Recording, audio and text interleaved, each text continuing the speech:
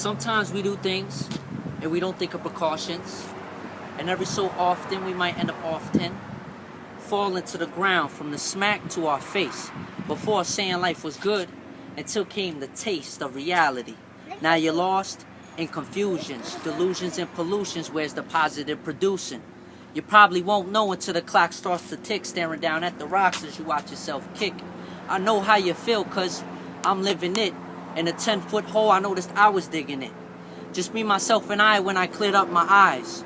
You, yourself, and you need to realize that there's more to life depending on the path you choose. If you choose to abuse, it'll come back in twos. That's real news. Now that poem that I shared with you was about falling. And a lot of us fall based off our vision. Not in the sense of physical sight, but in the sense of spiritual sight.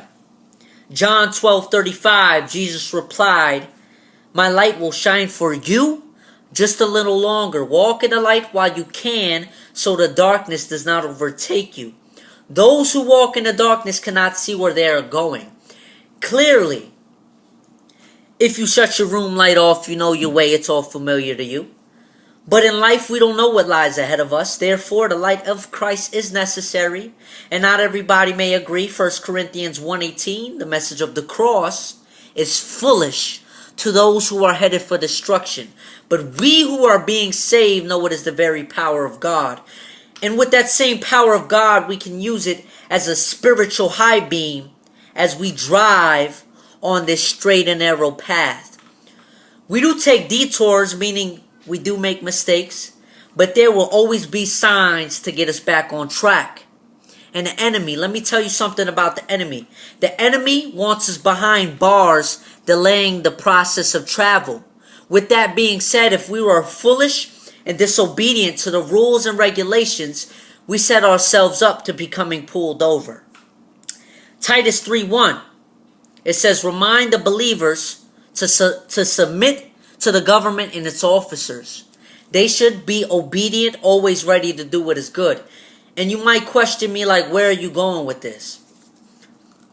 If we are obedient to the official and government word of Christ, we save the time and delay and complaints about the traffic. See, what I was doing was painting an illustration in your mind. This isn't politics. This isn't media. This is the word of God and the ability it has to keep you from your mistakes. At first, I was talking about the fall, but now I'm giving you the answer. John 1:1. In the beginning was the Word, and the Word was with God, and the Word was God. And then in the 14th verse, the Word becomes flesh, Jesus. So now brings us to Psalms 107, 17 through 20. Some were fools, they rebelled and suffered for their sins. They couldn't stand the thought of food and were knocking on death's door. Lord, help, they cried in their trouble, and he saved them from their distress. He sent out his word and healed them, snatching them from the door of death.